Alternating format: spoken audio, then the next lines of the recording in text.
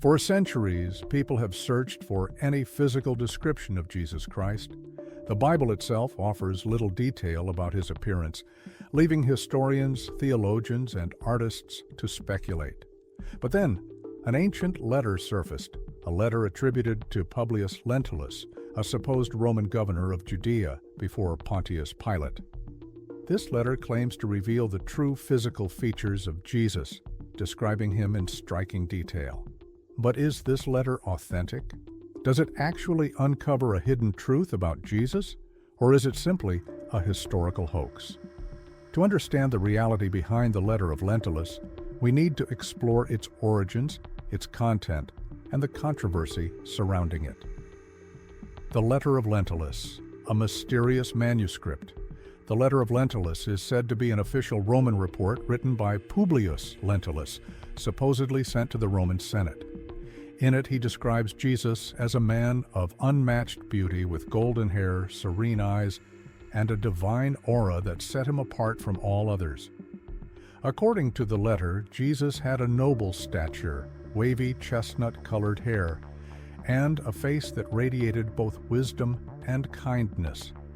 The letter paints a breathtaking portrait of Jesus, one that aligns with the classic depictions of Christ found in Renaissance art. But here's the problem. There is no historical evidence that a Roman governor named Publius Lentulus ever existed. This immediately raises red flags about the letter's authenticity. Why is this letter so famous? Despite doubts about its legitimacy, the letter of Lentulus spread widely across Europe during the Middle Ages. It was frequently referenced in religious texts, copied by scribes, and even used by artists to depict Jesus in paintings and sculptures. The idea of a physically beautiful, noble-looking Jesus fit perfectly with the Christian art and theology of the time. But where did this letter come from? And if it wasn't written by a Roman official, who created it and why? Tracing the origins of the letter. Historians now believe that the letter of Lentulus is not an ancient Roman document, but a medieval forgery. The first known references to it appear in the 15th century, long after the time of Jesus. Scholars suggest that the letter was likely written by a European monk or scholar who wanted to provide a detailed, noble description of Christ that could be used in religious teachings. One of the biggest clues that the letter is a forgery lies in the language it uses. The wording and style do not match authentic Roman reports from the time. Additionally, no Roman historian, such as Tacitus or Josephus, ever mentions Publius Lentulus as a governor of Judea. The entire persona of Lentulus appears to have been fabricated to add credibility to the letter. But if the letter is a forgery, why would someone create it, and why did it become so influential? The purpose behind the letter. One possibility is that the letter was meant to reinforce Christian beliefs during the Middle Ages.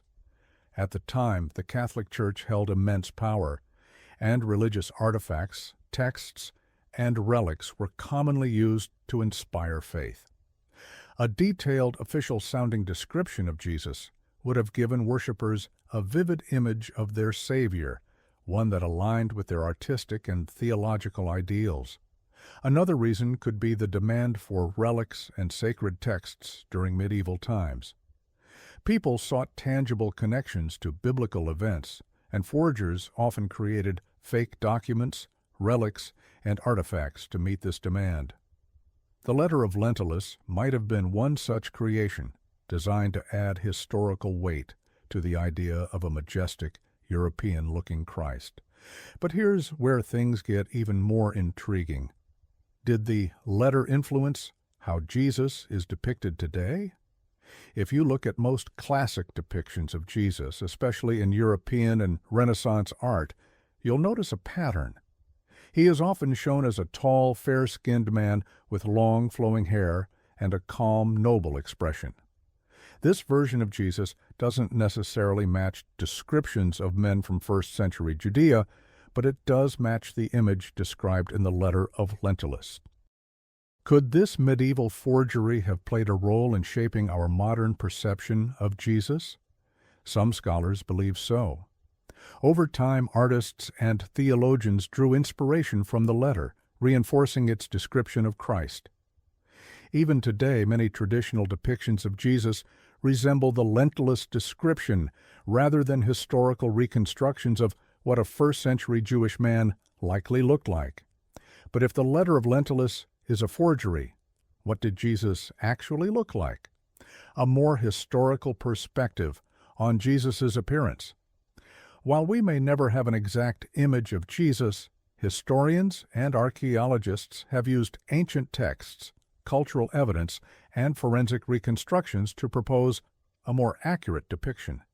Based on these findings, Jesus most likely had darker skin, consistent with Middle Eastern populations of his time, shorter, curly hair, and a beard, in line with Jewish customs. Average height for a first-century Judean man, likely around 165 centimeters. A rugged appearance, due to his life as a carpenter and traveling preacher. This portrayal is vastly different from the noble European-style Jesus in the letter of Lentulus. Why people still believe in the letter of Lentulus. Despite the overwhelming evidence that it's a forgery, the letter of Lentulus still fascinates people today. It continues to circulate in religious discussions, books, and online forums.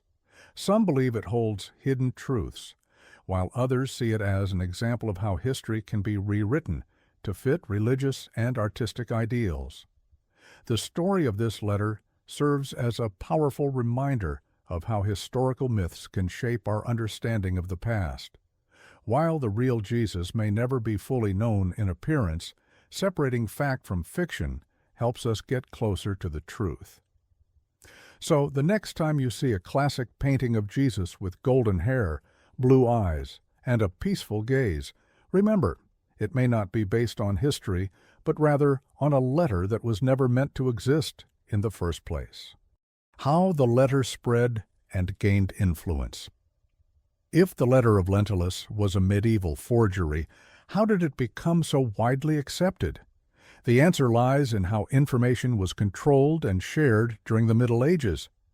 At that time, the Catholic Church held immense influence over historical narratives, and written texts were considered authoritative, especially if they appeared to come from ancient sources. The letter was copied and distributed through monasteries, where scribes transcribed religious texts by hand.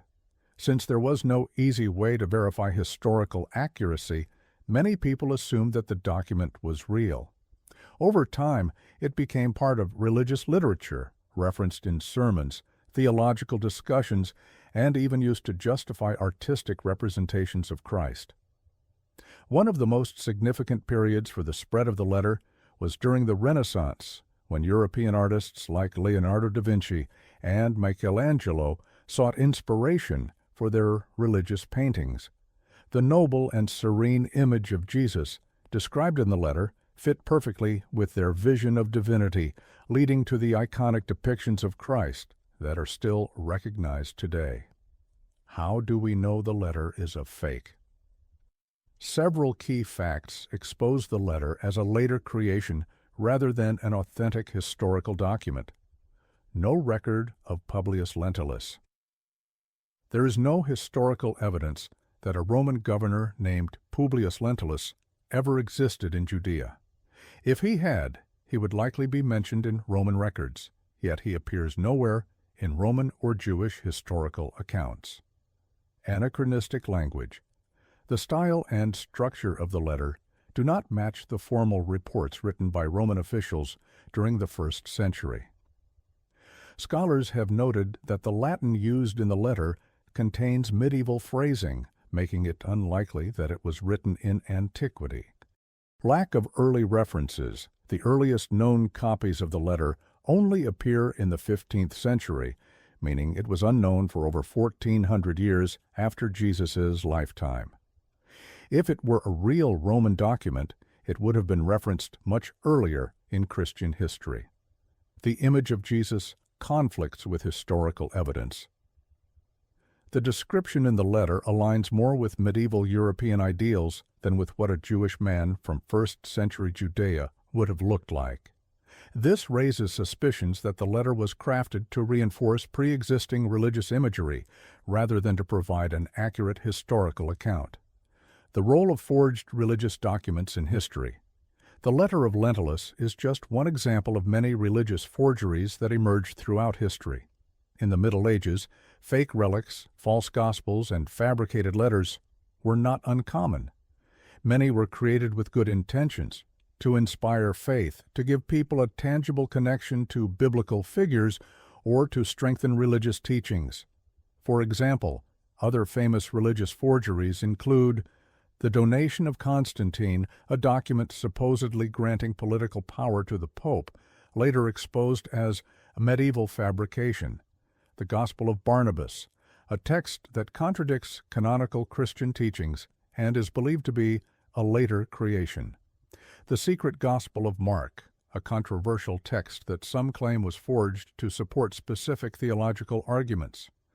These documents, like the letter of Lentulus, were used to shape religious beliefs and narratives, sometimes for political power, sometimes for artistic influence, and sometimes simply because people wanted to believe them. The psychological appeal of historical myths.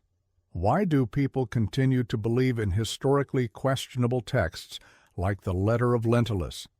The answer lies in psychology. People are often drawn to mysteries, hidden knowledge, and lost history. The idea that a secret Roman letter describing Jesus might exist is exciting, and it plays into the natural human desire to fill in the gaps of history. Additionally, confirmation bias plays a role. If someone has always imagined Jesus as looking like the classic Renaissance paintings, they are more likely to accept the letter as real, even when presented with historical evidence to the contrary. What if the letter were real? Let's imagine for a moment that the letter of Lentulus were real. What would that mean?